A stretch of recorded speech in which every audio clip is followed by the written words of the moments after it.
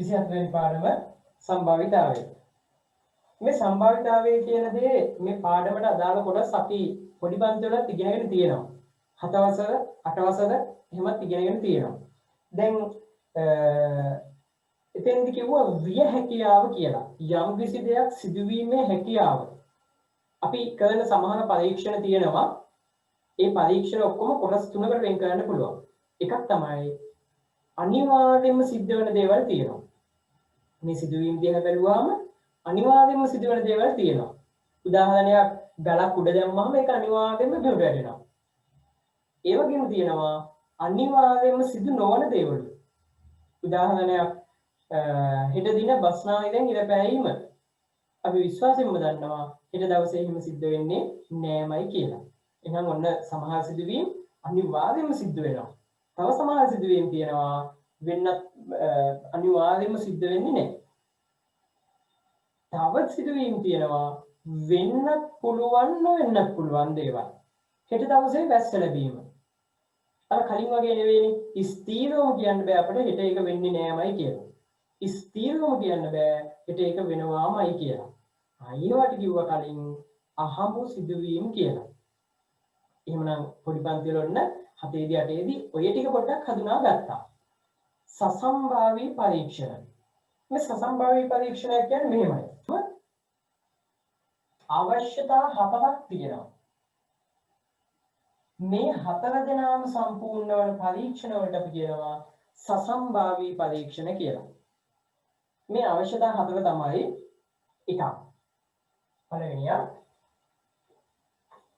ඒ පරීක්ෂණයේ එකම තත්වයකදී අපිට නැවත කරන්න පුළුවන් එකක් වෙන්න ඕනේ. එකම තත්වයකදී. ඒ කියන්නේ අපි ධාතු ගැටයක් පෙරලනවා කියලා හිතමු. ධාතු ගැටේ අපිට ඕන 100 පාරක් උනත් පෙරලන්න පුළුවන්. ඒ කිසි වෙනසක් වෙන්නේ නැහැ. ධාතු ගැටේට වෙනසක් වෙන්නේ නැහැ. ඒක ඕම් පෙරලන්න පුළුවන්. අපි මැටි ගොඩියකින් හදනවා යම් කිසි ධාතු ගැටයක්. ඒක වෙනස් වෙන එකක්. අපි ඒක බෙදලුවොත් ඒක එකපාරක් බෙදලා ගාම මොන හැඩේ වෙනස් වෙනවා.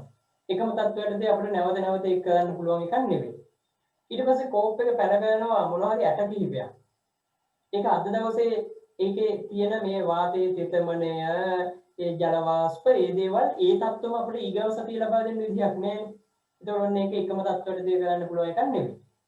හැබැයි අපි මෙතෙන්දි කතා කරන දේවල් එකම තත්ත්වයකදී නැවත ඕන තරම් කරන්න පුළුවන් පරීක්ෂණයක් වෙන්න ඕනේ. එකම තත්ත්වයකදී කරන්න පුළුවන් වෙන්න ඕනේ.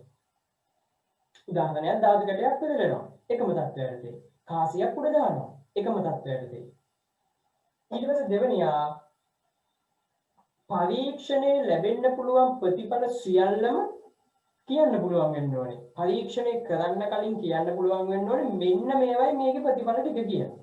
දැන් ධාතු ගැටයක් පෙරලද්දී අපි දන්නවා අනිවාර්යයෙන්ම ලැබෙන්නේ 1 හරි 2 හරි 3 හරි 4 හරි 5 හරි 6 හරි කියලා. කාසියක් උඩ දාපි දන්නවා සිරස හරි අගය හරි කියන අගයන් දෙකෙන් එකක් ලැබෙනවමයි කියලා. එහෙමනම් ඔන්න පරීක්ෂණය කරන්න කලින් කියන්න පුළුවන් වෙන්න ඕනේ ප්‍රතිඵල සියල්ලම. තුන්වෙනිය. හැබැයි ස්ථීරවම කියන්න බැරි වෙන්න ඕනේ මොකක්ද ඊගාවට ලැබෙන්නේ කියලා. දැන් කාසියක් උඩ දාද්දි කිසි කෙනෙක්ට ස්ථීරව කියන්න බෑනේ. ඊගාවට වැටෙන්නේ සිරසමයි කියලා කියන්න බෑ. එහෙම බෑ. ධාතු කැටයක් පෙරලද්දි කියන්න බෑ ඊගාවට ලැබෙන්නේ පහමයි. එහෙම කියන්න බෑ. ස්ථීරව කියන්න බැරි වෙන්නත් ඕනේ. හතරවෙනිය තමයි පරීක්ෂණේ කොච්චර පාරක් කරත් 100 පාරක් කරත් කිසිම රටාවක් එන්න විදිහක් නැහැ. යම් කිසි පිළිවෙලක් එහෙම තියෙන විදිහක් නැහැ. කිසිදු රටාවක් එන්නේ නැහැ. දැන් ධාතු කැටයක් අපි 100 පාරක් උඩ දානවා. අංක ටික ලියා ගන්නවා. ඒ ලැබිච්ච දේවල් ටික දිහා බලාගෙන අපිට කිව්ව හැකිද ඊගාවට 101ට ලැබෙන්නේ එහෙනම් දැන් ලැබෙන්න ඕනේ මෙයයි කියලා පෙරලන්න කලින් කියන්න බෑ නේද? අන්න එහෙම පරීක්ෂණ මේ 4 දෙනාම සිද්ධ වෙන පරීක්ෂණ වලට අපි කියනවා සසම්භාවී පරීක්ෂණයක් කියලා. එහෙනම් යම් කිසි පරීක්ෂණයක් සසම්භාවී පරීක්ෂණයක් වෙන්න නම් මේ අවශ්‍යතා 4ම සම්පූර්ණ වෙන්න ඕනේ. එකක් හරි අඩු නම් එය සසම්භාවී පරීක්ෂණයක් නෙවෙයි. මුලින්ම ලියාගමු අනුමාත්‍රිකාව සසම්භාවී පරීක්ෂණ.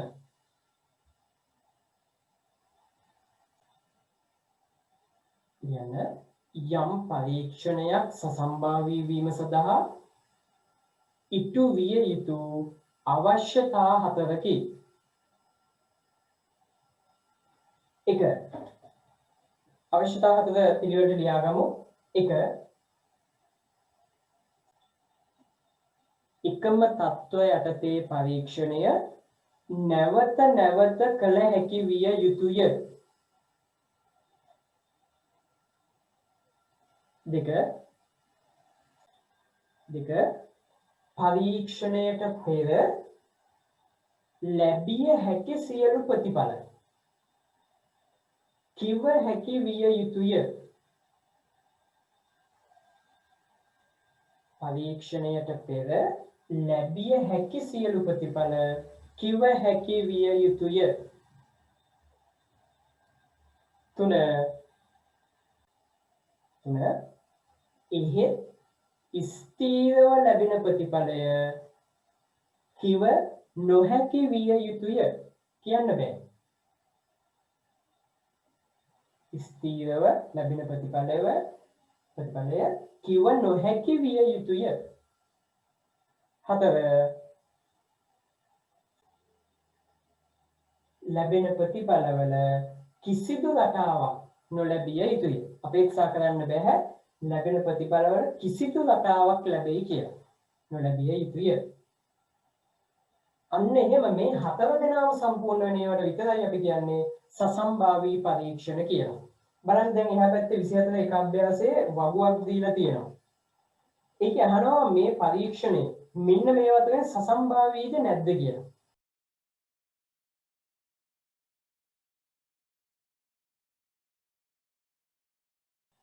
බලන්න එක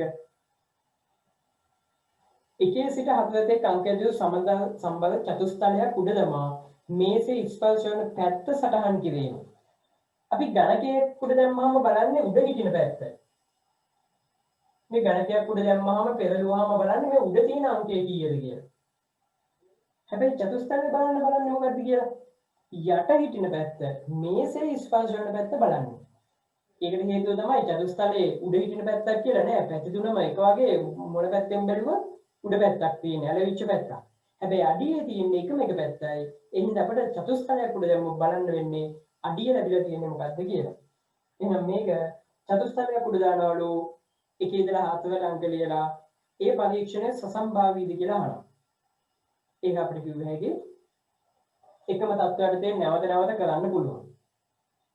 ලැබෙන්න කලින් කිව්ව හැකි මේකේ ලැබෙන්නේ 1 2 3 4 කියන ඒවා තමයි. ඒ හතරම තමයි ලැබෙන්නේ. වෙන එකක් ලැබෙන්න විදියක් නැහැ. ඊට පස්සේ හැබැයි ස්ථීරවම කියන්න බෑ දැන් ලැබෙන්නේ 4 එහෙම කියන්න බෑ.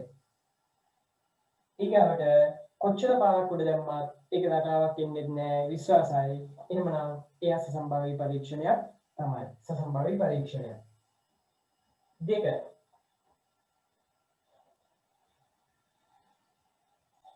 දෙවෙනි එකේ බෑග් එකේ තියෙනවා එකම ප්‍රමාණයේ එකම තරමේ පබුළු ටිකක්. අපි අහඹු ලෙස එකක් ගන්නවලු. අහඹු ලෙස ගන්නවා කියලා කියන්නේ ඒක කලින් සම්මුණාට වශයෙන්දී අහක බලාගෙන එකක් ගන්නවා. අපි මේක දිහා බලාගෙන ගත්තොත් අපි තෝරන එකක් ගන්නෙ අහක බලාගෙන ගන්නකොට අපි දන්නේ නැහැ ඊගර මොකද්ද ලැබෙන්නේ කියන දේ. ඔන්න අහඹු පරීක්ෂණයක්. ඔක්කොම එක වගේ සමානයි අහක බලාගෙන ගන්නෙ. එහෙනම් අහඹු පරීක්ෂණයක්. අතට අරගෙන බලද්දි තමයි දන්නේ දැන් මේ ලැබිලා තියෙන්නේ මෙන්න මේ පාටනේ කියලා. එකම වර්ණයේ සාගෝසම් පබුළු ඇති බෑග් එකකින් අහඹු ලෙස පබුළුවක් ඉවතරගෙන ඒ පාට සටහන් කර ගැනීම. එහෙනම් මේක දිහා බලද්දි ඔන්න බලමු එකම තත්ත්වයට දෙන නැවත නැවත කරන්න පුළුවන් අහක බලාගෙන ඕන තරම් පාරක් ගන්න පුළුවන්. ඒක හරියි. පරීක්ෂණය කරන්න කලින් අපිට කිව්වේ හැකි ලැබිය හැකි ප්‍රතිඵල ටික. කහ පාට නම් පබුළු තියෙන කහ පාට. හැබැයි මෙන්න මෙතන වෙන දේ ස්ථීරව කියන්න පුළුවන් ඊගාට ලැබෙන්නේ කහ පාට එකක් කියලා. ස්ථීරව කිව්වේ හැකි දැන් එකම වර්ණයේ වань තියෙන්නේ. ස්ථීරව කිව්වේ හැකි නම් ඊගාට එන්නේ කහ පාට එකක් කියලා. එතකොට එහෙමනම් එයා සසම්භාවී පරීක්ෂණයක් වෙන්නේ නැහැ. ස්ථීරව කියා ගන්න පුළුවන් හින්දා සසම්භාවී වෙන්නේ නැහැ. හැබැයි පාට දෙකක පබුළු තිබ්බනම් රතු පාට ඒවයි කොළ පාට ඒවයි තියෙනවා. ඔන්න දැන් නම් මෙයා සසම්භාවී පරීක්ෂණයක්. අපිට අනිවාර්යෙන්ම කිව්ව හැකි කහ හරි රතු හරි එකක් ලැබෙනවා කියලා. හැබැයි ස්ථීරවම කියන්න බෑ. කහද රතුද කියලා. එතකොට අන්න මේ අසසම්භාව්‍ය පරීක්ෂණයක් වෙනවා. ඒ විදිහට බලන්නේ ටික. හරි වෙනදි ලකුණු ගන්න. බෝලයක් ඉහළට විසික් කරනවා අහපව එක බිමට වැටෙනවාද කියලා බලනවා.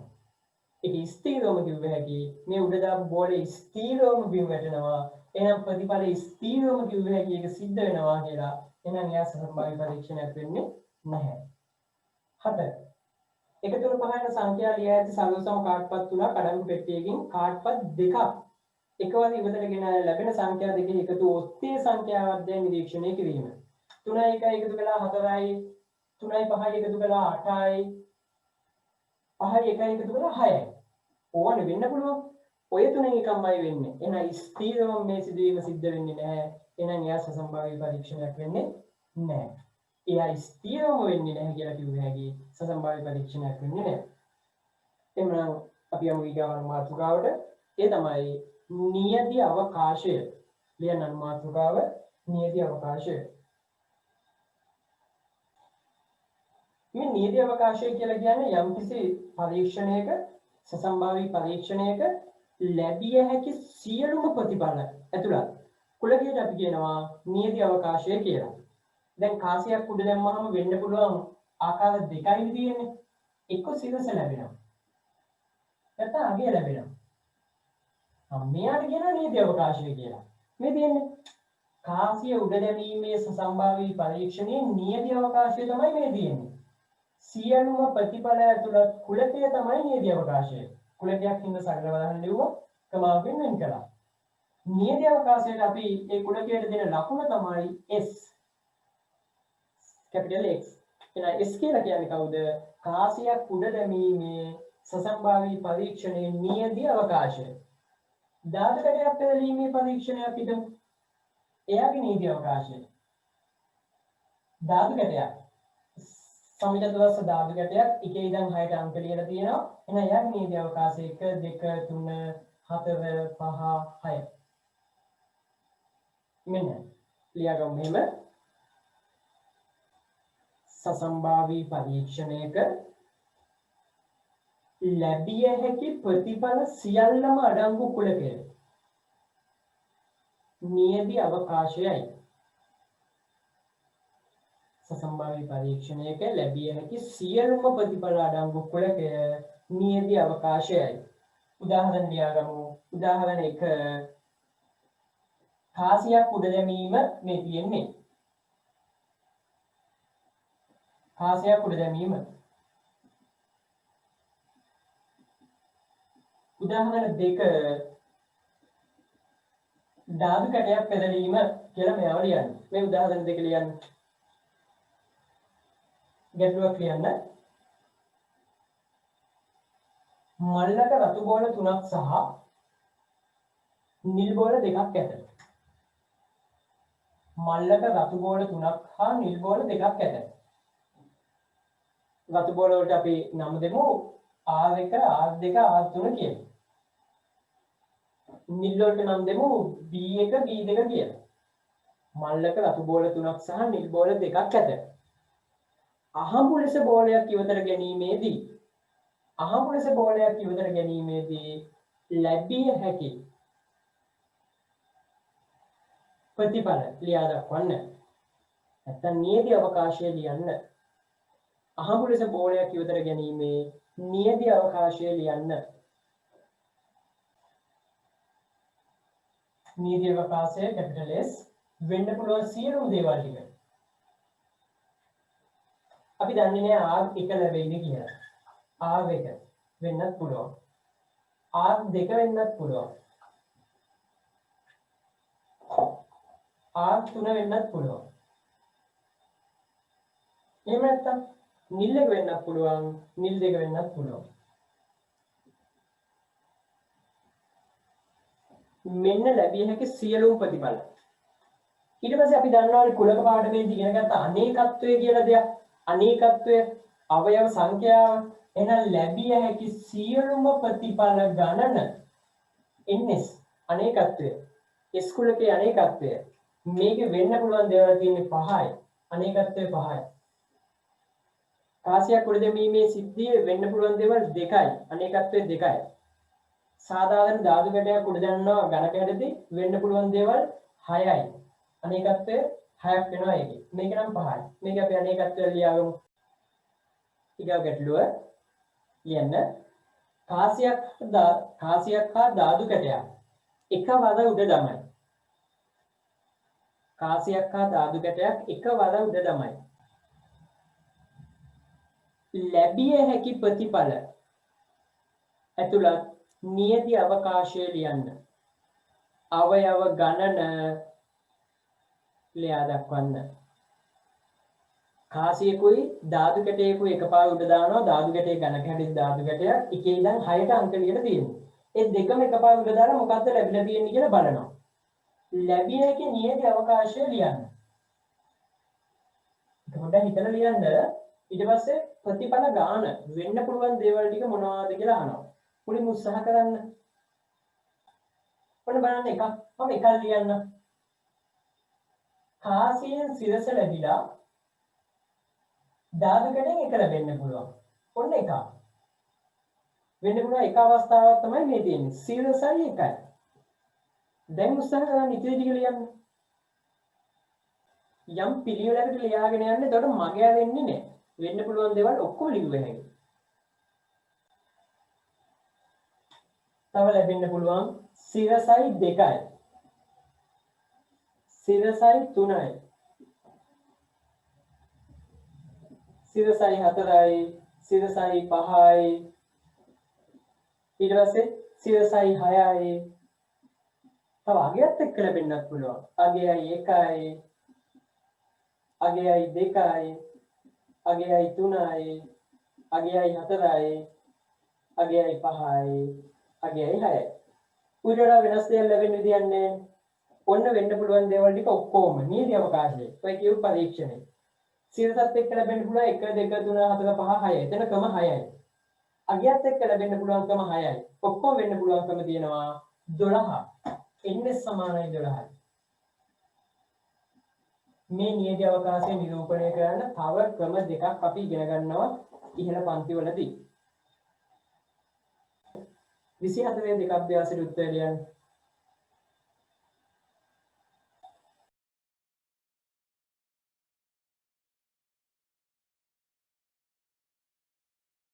පළවෙනි එකේ කිව්වා නිල් ධාතු කළු කොළ වර්ණ වලින් යුත් සදසම පෑන් එක බැගින් තියෙනවා කියලා. එහෙනම් නිල් වෙන්න පුළුවන්, රතු වෙන්න පුළුවන්, කහ වෙන්න පුළුවන්, කොළ වෙන්න පුළුවන්. ඊට පස්සේ කිව්වා 5 සිට 15 තෙක්. 5 සිට කියපින්ද 15ත් අයිති වුණා. 15 තෙක් කියපින්ද 15ත් අයිති වුණා. මේ කාඩ්පත් වලින් එකක් ලැබෙන්න පුළුවන්. ඊට පස්සේ මේ රූපේ ලැබෙන්න පුළුවන් පැති ඊතලෙන් නතර වෙන්න පුළුවන් පාඩවල තියෙන ඉලක්කම් මේ ටිකෙන් එකක් වෙන්න පුළුවන්. 1 2 3 4 5 6 7 8 කියන ඉලක්කම් වලින් එකක් වෙන්න පුළුවන්. ඊට පස්සේ මල්ලක තියනවා කිව්වා කිරි රස ටොපි 4යි දොඩම් රස ටොපි 3යි. එහෙනම් කිරි රස ටොපි වලට අපි නම් ටිකක් දුන්නා. දොඩම් රස වලට නම් 3ක් දුන්නා. මෙන්න මේ කියන ඒවායින් එකක් වෙන්න පුළුවන්. එhmenan අපිට මුලින්ම හඳුනා ගන්න පුළුවන් වෙන්න ඕනේ නියති අවකාශය ලියන්න. ඊට පස්සේ අපි යමු ඊගා අනුමාතුකාව. ඒ තමයි සමසේ බහුය ප්‍රතිඵල. ලියන්න අනුමාතුකාව සමසේ බහුය ප්‍රතිඵල.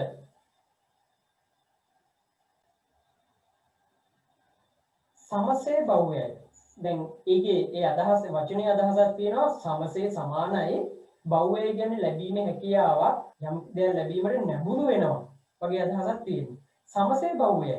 එහෙනම් යම් කිසි දෙයක් ලැබීමට සමසේ නැඹුරු වීමක් තියෙනවා නම් අපි එන්නේ පරීක්ෂණ වලට කියනවා සමසේ බහුවේ පරීක්ෂණ කියලා.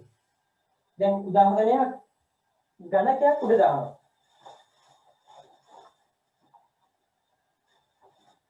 මේ ඝනකය උඩ දානවා.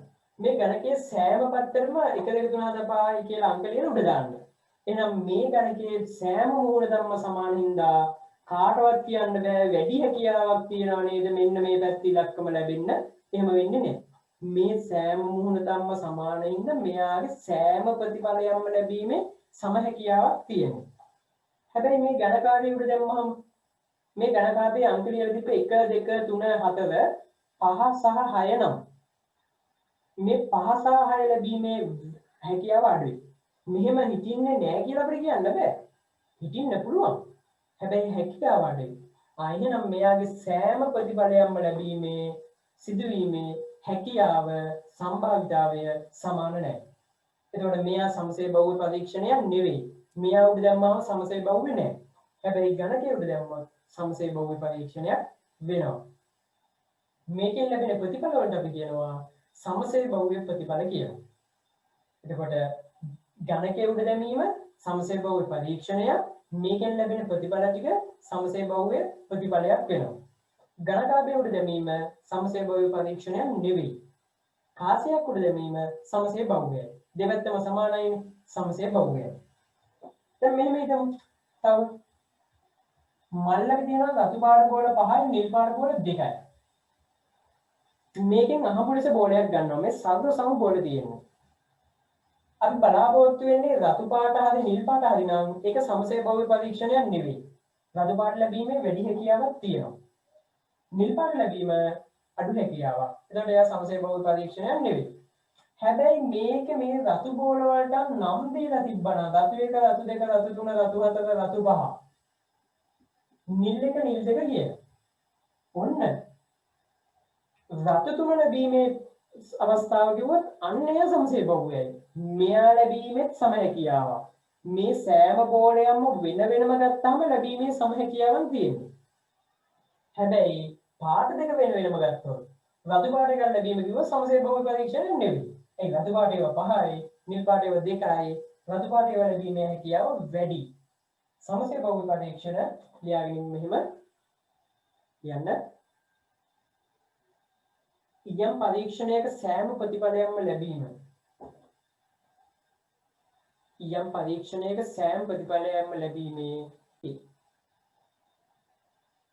සෑම ප්‍රතිඵලයක්ම ලැබීමේ හැකියාව සමාන වෙනවා. ඒ සමසේ බහුවය පරීක්ෂණයකි. සෑම ප්‍රතිඵලයක්ම ලැබීමේ හැකියාව සමාන වෙනම් ඒ සමසේ බහුවය පරීක්ෂණයකි. එහි ලැබෙන ප්‍රතිඵල සමසේ බහුවය ප්‍රතිඵල වේ. එයින් ලැබෙන ප්‍රතිඵල සමසේ බහුවය ප්‍රතිඵල වේ. උදාහරණ 1 සිට 6ට අංක ලියූ ධාතු කැටයක් උඩ දැමීම.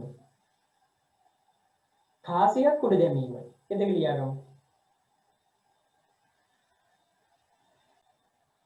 දැන් තව අපි හිතමු මෙන්න මේ ගණකයේ පැති 4ක ලියලා තියෙනවා 1 1 1 1 කියලා. අනිත් පැති දෙකේ ලියලා තියෙනවා 2යි 3යි කියලා.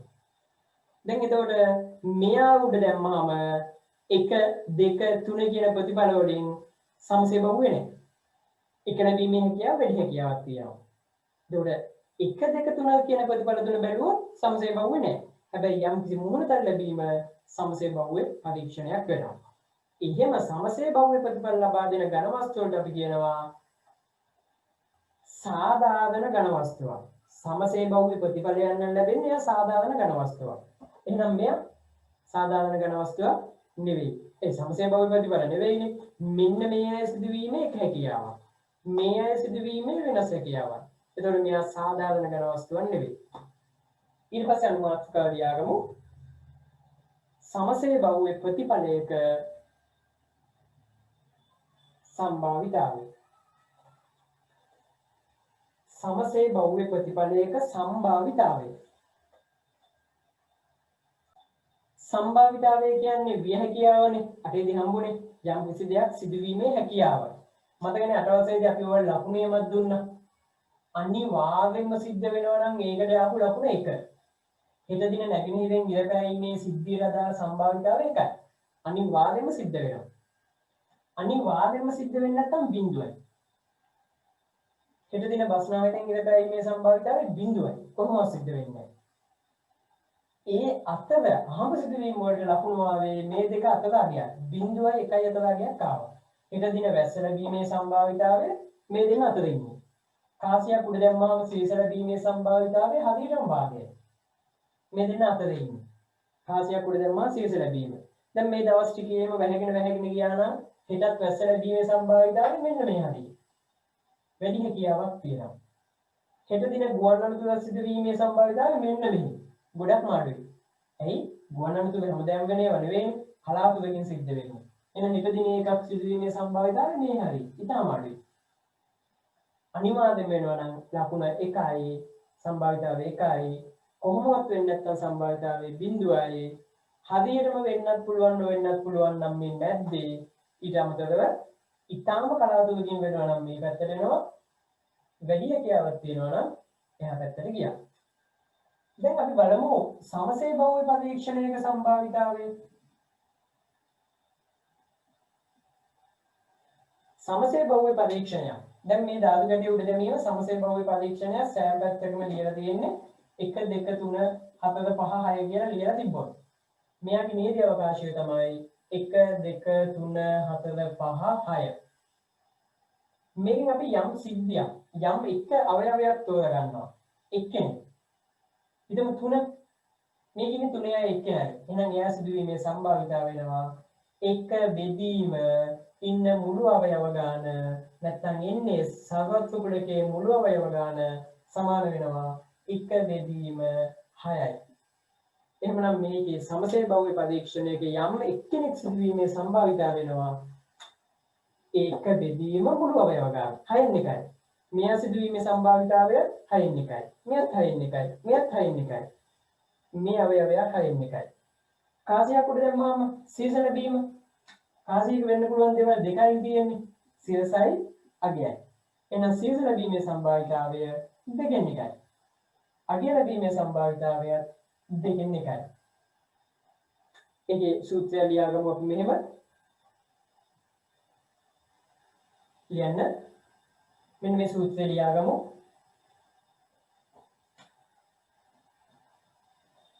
යම් ප්‍රතිඵලය ලැබීමේ සම්භාවිතාවය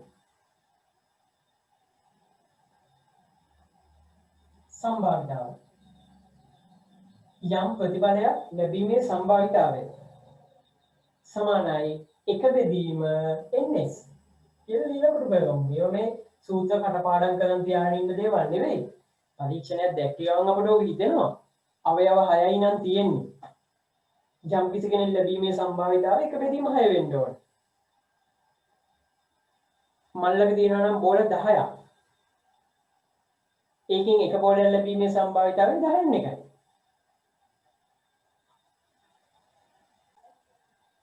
උදාහරණයක් කාසියක් උඩ දැමීම.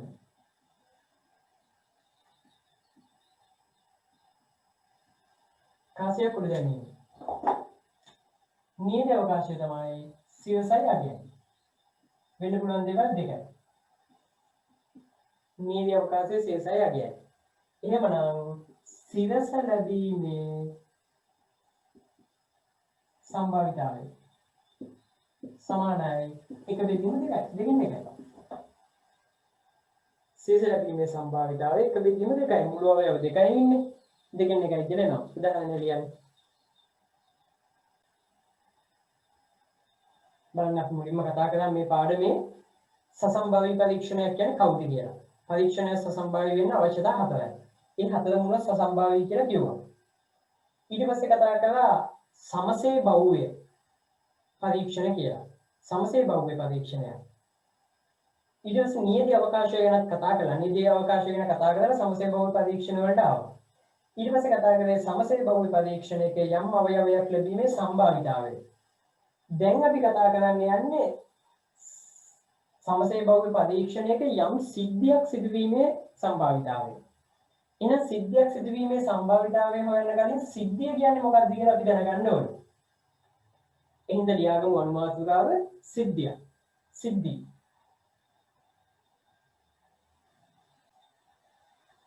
සිද්ධියක් කියලා කියන්නේ මෙහෙමයි. යම් කිසි සසම්භාවී පරීක්ෂණයක නියති අවකාශයෙන් අපි යම් උපකුලකයක් තෝරාගත්තොත් මේ දෙන්නේ ධාතු ගැටයක් උඩ දැමීමේ පරීක්ෂණයක්. අපි මෙයාගේ උපකුලකයක් ගන්නවා මෙහි තිබෙන ඉලක්ක සංඛ්‍යා කියලා. උපකුලකයක් ගන්නවා A කියලා. එහෙනම් ඔය ඉතින් ඉලක්ක සංඛ්‍යා ටික 2 4 6. මෙන්න එක සිද්ධියක්. තව ඔස්සේ සංඛ්‍යා කියලා සිද්ධියක් ගන්න පුළුවන්. 4කට වැඩි සංඛ්‍යා කියලා සිද්ධියක් ගන්න පුළුවන්. ප්‍රථමක සංඛ්‍යා කියලා සිද්ධි ගත්ත හැකි. එහෙනම් සිද්ධියක් කියලා කියන්නේ යම් කුලකයේ මේ පරීක්ෂණයේ නීති අවකාශයේ උපකුලකයක් ගත්තාම එයාට අපි කියනවා සිද්ධියක් කියලා. කියන්නේ මෙහෙම නීති අවකාශයේ යම් උපකුලකයක් සිද්ධියක් වේ. නීති අවකාශයේ යම් උපකුලකයක් සිද්ධියක් වේ. උදාහරණයක් ලියන්න. S කියලා නීති අවකාශයක් තියෙනවා. ඒකෙන් උපකුලකයක් ගත්තා මෙන්න මේ 2 4 6 කියන ඉලක්ක සංඛ්‍යා ටික. එහෙනම් මෙන්න මෙයාගේ මේ සිද්ධියක් තමයි මෙයා. ධාතු ගැටයක් උඩ දැමීමේ පරීක්ෂණයේ එක්තරා සිද්ධියක් තමයි ඉලක්ක සංඛ්‍යාව ලැබීම. දැන් අපි මේ පාඩමේ අවසාන අනුමාතෘකාව ඒ තමයි සිද්ධියක සම්භාවිතාවය. අනුමාතෘකාව කියන්නේ සිද්ධියක සම්භාවිතාවය. දැන් බලන්න මම එක්තරා සසම්භාවි පරීක්ෂණයක් ලියුවා ධාතු ගැටයක් උඩ දැමීම ඝනක හැදිච්ච ධාතු ගැටයක් උඩ දැමීම මෙයාගේ ලැබිය හැකි නියති අවකාශය තමයි 1 2 3 4 5 6. එහෙමනම් A කියලා එක සිද්ධියක් ගන්නවා ඉලක්ක සංඛ්‍යාවක් ලැබීම. මේකේ තියෙන ඉලක්ක සංඛ්‍යා ටික තමයි 2 4 6. එහෙමනම් මේ කවුරු හරි කෙනෙක් බලාපොරොත්තු වෙනවා A කියන සිද්ධිය සිදු වෙයි කියලා. මේක ඉලක්ක සංඛ්‍යාවක් ලැබෙයි කියලා එයා බලාපොරොත්තු වෙනවා. ඔන්න දැන් එයා බලාපොරොත්තු වෙන දේ ඉෂ්ට වීමේ සම්භාවිතාවය අපි ඒකට කියනවා PA කියලා. ඒ සිදුවීමේ සම්භාවිතාවය probability කියන වචනයෙන් P කියන අපු ගරිලා PA සමානයි ඒ සිදුවීමේ සම්භාවිතාවය සමානයි එන්නේ බෙදීම ඉන් කියන්නේ අනේකත්වයනේ ඒ කුලකයේ අනේකත්වයේ බෙදීම ns s කුලකයේ අනේකත්වය මෙන්න මෙයා බලාපොරොත්තු වන සිද්ධිය ඉලක්ක සංඛ්‍යාවල් ලැබීමේ සිද්ධිය සිදුවීමේ සම්භාවිතාවය සමාන වෙනවා ඒ සිදුවීමේ සම්භාවිතාවය අපකට ආව PA කියලා P සම්භාවිතාවය සමානයි න්නේ බෙදීම ns කියලා එනවා න්නේ කියන්නේ මෙයා බලාපොරොත්තු වන සිද්ධියේ තියෙන අවයව ගන්න 3යි අවයව 3යි ඉන්නේ ns කියන්නේ සර්වත්ව කුලකයේ වෙන්න පුළුවන් සියලුම අවයව ටික 6යි 6න් 3යි සම්භාවිතාවය වෙනවා එතකොට 2කින් 1යි කියලා. එහෙනම් යම් කිසි කෙනෙක් බලාපොරොත්තු වෙනවා නම් ඉලක්ක සංඛ්‍යාවක් ලැබෙයි කියලා ඒ සිදුවීමේ සම්භාවිතාවය 2කින් 1යි. මෙන්න මේ සිද්ධිය සිදුවීමේ සම්භාවිතාවය 2කින් 1යි. කියන්න එහෙම යම් සිද්ධියක සම්භාවිතාවය පහත ආකාරයෙන් ලබාගත හැකියි. යම් සිද්ධියක සම්භාවිතාවය පහත ආකාරයෙන් ලබාගත හැකියි. උදාහරණය මේක ලියාගමු. එතකොට මේකෙන් පැහැදිලි වෙනවා. පරීක්ෂණය තමයි ධාතු ගැටයක් උඩ දැමීම. සිද්ධිය තමයි ඉලක්ක සංඛ්‍යාවල් ලැබීම. නියත අවකාශය තමයි 1 2 3 4 5 6. සිද්ධිය ප්‍රතිඵල ටික තමයි 2 4 6. එහෙමනම් ඒ සිදුවීමේ සම්භාවිතාවය සමානයි එන්නේ බෙදීමෙන් ns මෙයා කොටු කරන්න. ඊට පස්සේ ආදේශ ගන්න උත්තරේ ගන්න. සම්පූර්ණ ගැටලුවක් බලමු. මෙහෙම ලියාගන්න. මල්ලක රතු බෝල 3ක් සහ නිල් බෝල 2ක් ඇත.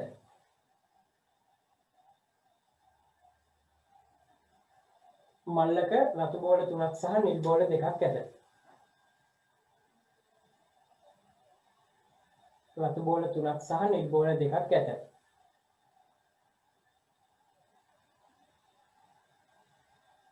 අපි ඊට පස්සේ රෝමිලක් එක පල්ලෙන් එක ඒ කියන සිද්ධිය තමයි රතු බෝලයන් ලැබීම.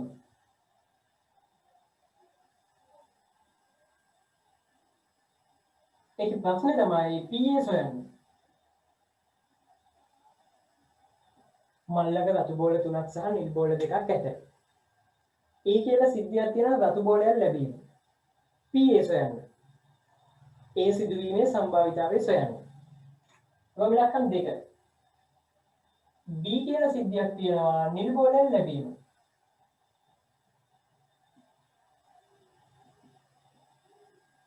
PB සොයන්න. රෝමිලක්කන් 3.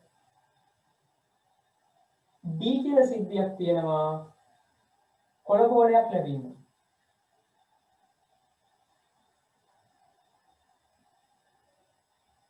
කොළ බෝලයක් ලැබීම. PD සොයන්නේ. මේ ප්‍රශ්න තුනට උත්තර ලියමු. තව එකක් ලියාගමු 4 අන්තිම එක්කෙනා රතු හෝ නිල් බෝලයක් ලැබීම. රතු හෝ නිල් බෝලයක් ලැබීම සම්භාවිතාවය සොයන්නේ. රතු හෝ නිල් මතෙන් කුලක පාඩමේදී කිව්වා දෙන්නේ කවුරුවත් කමන්නේ. රතු හෝ නිල් බෝලයක් ලැබීමේ සම්භාවිතාවය සොයන්නේ. ප්‍රශ්න 4 ලියාගන්න ඔබ උත්තර ලියන්න. බලමු. 1. රතු බෝලයක් ලැබීම. රතු බෝලයක් ලැබීමේ සිද්ධිය එනම් ඒකට වෙන්න පුළුවන් දේවල් අවයව 3යි තියෙන්නේ. වෙන්න පුළුවන් දේවල් ටික තමයි රතු 1, රතු 2, රතු 3 කියන ඒවා වෙන්න පුළුවන්. රතු 1 වෙන්න පුළුවන්, රතු 2 වෙන්න පුළුවන්, රතු 3 වෙන්න පුළුවන්. මෙන්න නියද ඒ සිද්ධියට අදාළ අවයව ටික. PA සමානයි NA බෙදීම නිසා රතු කුලකය. NS. ඒට තියෙන අවයව 3යි, රතු බෝල 3යි. මුළු බෝල ගාන 5යි. ඔක්කොම තියෙන්නේ 5යි. එහෙමනම් ඒ සිදුවීමේ සම්භාවිතාවය වෙනවා 5න් 3යි කියලා. ඒ සිදුවීමේ සම්භාවිතාවය 5න් 3යි. දැන් බලමු B නිල් බෝලයක් ලැබීම. නිල් බෝල මේකේ තියෙන්නේ 2යි. B1 B2 කියලා ලිව්වොත් එහෙනම් මේ PB සමාන වෙනවා B සිදුවීමේ සම්භාවිතාවය NA බෙදීම 2 බෙදීම NS 5යි. 5න් 2යි. A සිදුවීමේ සම්භාවිතාවය 5න් 3යි. B සිදුවීමේ සම්භාවිතාවය 5න් 2යි. ඊට පස්සේ D කොළ පාට බෝලයක් ලැබීම. මෙයාගේ අවයව ලිව්වොත් කොළ පාට බෝල මෙන්න අභිජුන්න කුලකය. අවයව එකක්වත් නැහැ. කොළ පාට බෝල එකක්වත් නැහැ.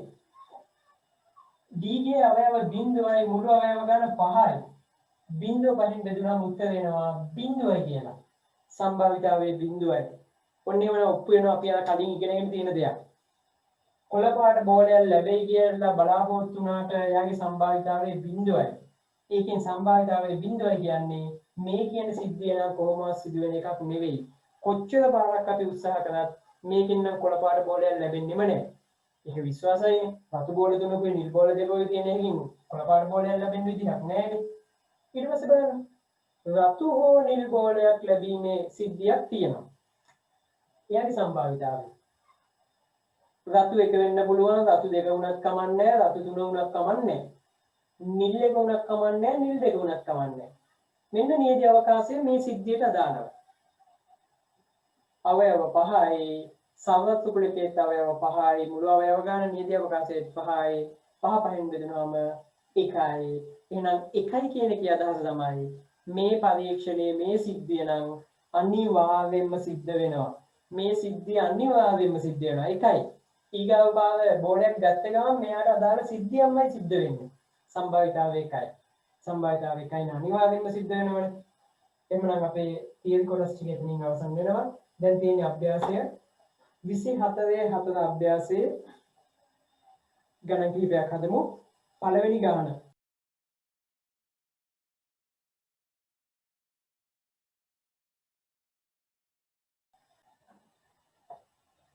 ගාන බලමු. ලේසි ගාන. මේ සම්භාවිතාවය කියන්නේම ලේසි පාඩමක්. සාමාන්‍ය පෙළ විභාගයේ ළමයි පහසුවෙන්ම හදන ගැටලුවක්. එකේ සිට 6 තෙක් අංකය දූ සම්බල ගණාකාර ධාතු කැටයක් උඩ දැමූ විට උඩට හැරී වැටෙන පැත්තේ අංකය සටහන් කිරීම. එහෙනම් වෙන්න පුළුවන් දේවල් ටික ළමයි ප්‍රොබිලක් එකකින් අහන්නෙත් ඒකමයි. 1 2 3 4 5 6 කියන ඒවායින් එකක් වෙනවා. 2 NS හොයන්න. NS S කිය අවයව සංඛ්‍යාව අනේකත්වය 6යි. අවයව ගන්න 6යි. වෙන්න පුළුවන් ප්‍රතිඵල තියෙන්නේ 6යි. 3 ඉරට සංඛ්‍යාවල වැටීම A නම් Aහි අවයව ලියා දක්වන්න. Aහි අවයව ලියා දක්වා. A ඉරට සංඛ්‍යාවන් නම් 2 4 6. ඊට පස්සේ කියනවා එන්නේ කීයද කියලා. එන්නේ කීයද? S ගේ අවයව ගාන. A කියන සිද්ධියේ අවයව ගාන. 1 2 3යි. අවයව 3යි. උගමලක් හතද. A හි සම්භාවිතාවයේ PA සොයන්න. PA සමානයි NA බෙදීම NS. මේ සූත්‍ර කටපාඩම් කරගෙන ඉදීම එහෙම අවශ්‍ය නැහැ. මේ අදහස තේරුම් ගත්තාම සූත්‍රය නිකම්ම ලියා ගන්න පුළුවන්. A කියන සිද්ධිය සිදුවීමේ සම්භාවිතාවය A ගේ තියෙන අවයව 3යි මුළු තියෙන අවයව 6යි. 6න් 3යි. ඒ කියන්නේ දෙකෙන් එකයි. පහ. ප්‍රථමක සංඛ්‍යාව සහිත සංඛ්‍යාවක් පැටීමේ සම්භාවිතාවය. ප්‍රථමක සංඛ්‍යා සාධක දෙකක් විතරක් තියෙනයිනේ. සාධක දෙකක් විතරක් ඉන්නේ 2 3 5. එහෙනම් ප්‍රථමක සංඛ්‍යාවල් ලැබීමේ සම්භාවිතාවයක් වෙනවා 6න් 3යි. ඒ කියන්නේ දෙකෙන් එකයි. ප්‍රථමක සංඛ්‍යාවල් ලැබීමේ සම්භාවිතාවයත් දෙකෙන් එකයි. අපි හදමු මේකේ දැන් අන්තිම ගාන 7 වෙනි ගැටලුවත්.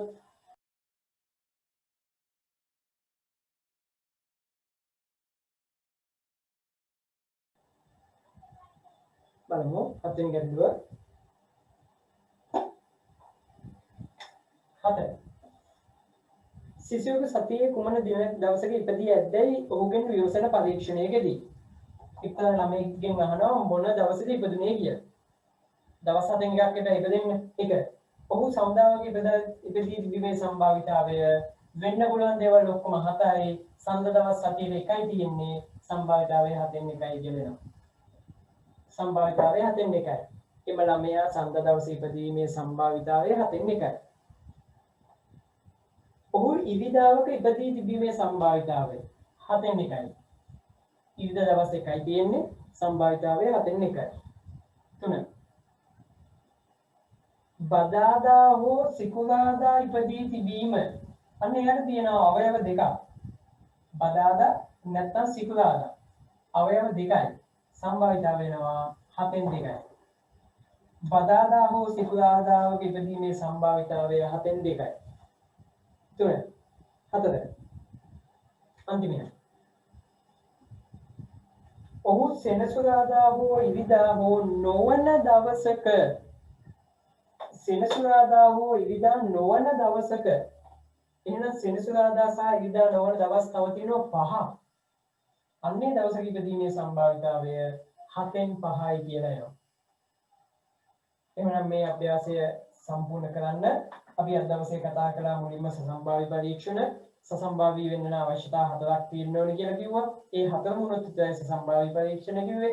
ඊට පස්සේ අහඹ පරීක්ෂණ කියන්නේ මොකක්ද කියන දේ හඳුනාගත්තා. සිද්ධියක් කියන්නේ මොකක්ද කියලාත් හඳුනාගත්තා. ඊට පස්සේ නියති අවකාශය ලියන්න ඉගෙන ගත්තා.